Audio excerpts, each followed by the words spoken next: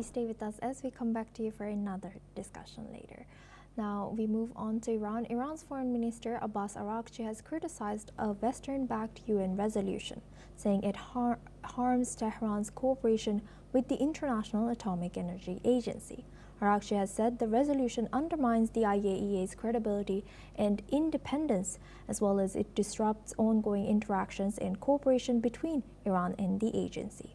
He has accused the Western countries of ignoring Iran's goodwill and engagement. The IAEA resolution calls on Iran to provide access and information on its nuclear sites. Meanwhile, Iran's envoy to the International Atomic Energy Agency, Reza Najafi, has criticized a new UN nuclear watchdog resolution, saying it will harm cooperation over Iran's nuclear program. Let's listen in. We believe that this resolution will not add anything to the current situation, will not be helpful. It is counterproductive. While Iran has already started cooperating with the agency despite all challenges and provided access to all undamaged facilities, this resolution certainly will have negative impact on the cooperation has already started between Iran and the agency. Tensions between Iran and the IAEA rose after a 12-day conflict in June, which involved Israeli and U.S. strikes on key Iranian nuclear sites. Inspectors have not visited sensitive sites like Fordo and Natanz since, though other sites remain accessible. The resolution has passed the IAEA board by 19 votes to 3, with 12 abstentions, urging Iran to fully comply with UN Security Council obligations. Now for this discussion, we welcome Mr. Mohammad Osman. He's an international relations expert, joins us live from Cairo. Thank you very much, Mohammad Osman, for joining us again. Good to see you. Now, Thank you for having me, Pia. Always a pleasure to be with you. Same here. Thank you. Now, how justified is Iran in criticizing the Western-backed UN resolutions? And how do you analyze Iran's perspective on how they see this all connected to the Israeli airstrikes that were held this year?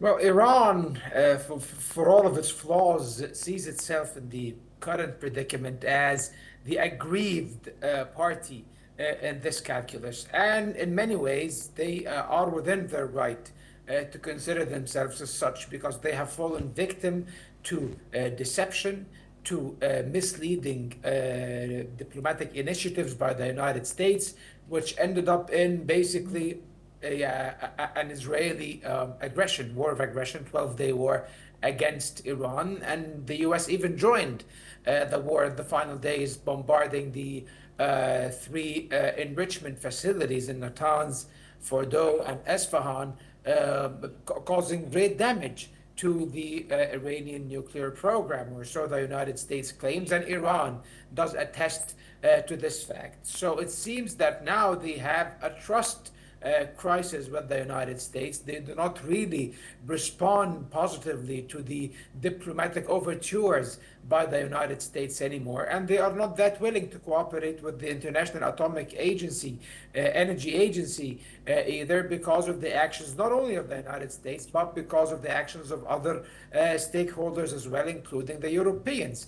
As you very well remember, Asuma, that there was an agreement that was brokered by Egypt between Iran and the IAEA to resume inspections and cooperation between both parties. However, a few days after that, the Europeans decided to move forward with the activation of the snapback mechanism in the UN Security Council, and this, of course, pushed Iran to pull back from this agreement with the International Atomic Energy Agency. And unfortunately, now there seems to be a crisis between the International Atomic Energy Agency and Iran, because IAEA is accusing Iran of not cooperating, and indeed Iran is not cooperating. They did allow access to certain nuclear facilities. However, they denied the IAEA access to the facilities that were targeted by the last war. And of course, they refuse to reveal the place of the 400 kilograms of enriched uranium. So if you ask me, Asuma, I think that war is in the air.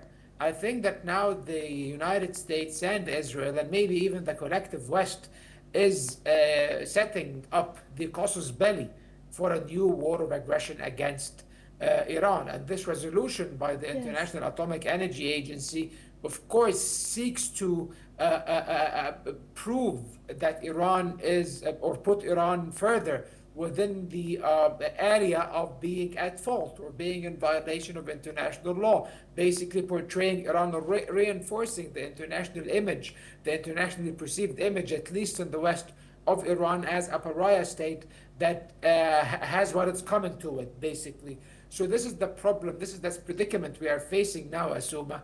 And I fear that if this course of action persists, we will be witnessing a new war with Iran in the next few months, if not weeks.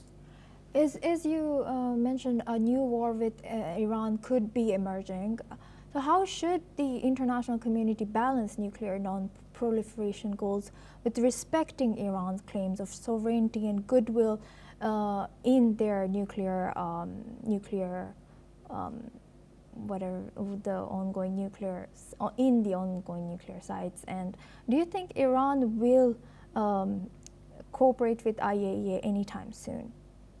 I think if the pragmatic factions within the Iranian regime that prevail in or their influence prevails, basically, or their viewpoint prevails, they will be more cooperative with the IAEA to prevent another war with Israel and the United States that basically they cannot win, and they know that they understand that fully. And maybe China and Russia have supplied, especially Russia, have supplied Iran lately with more modern weapons. They are trying to replenish their stockpiles of ammunition and missiles and air defenses. However, you do know that Iran understands that if it is subjected to another attack, the only thing that can save it, actually, if it's an all-out war, is Russia and China intervening, which will not happen.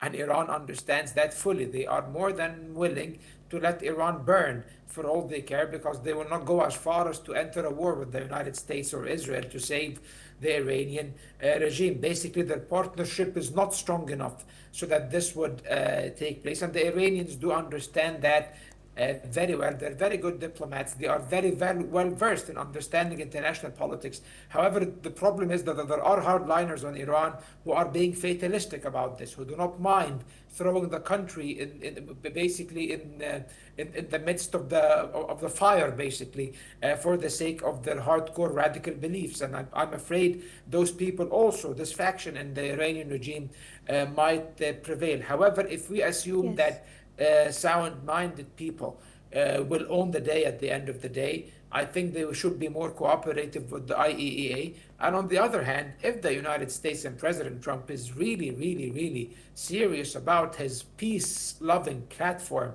that he wishes to portray himself as a peacemaker all the time, he needs to review his very stringent and unfair conditions for a nuclear deal with Iran.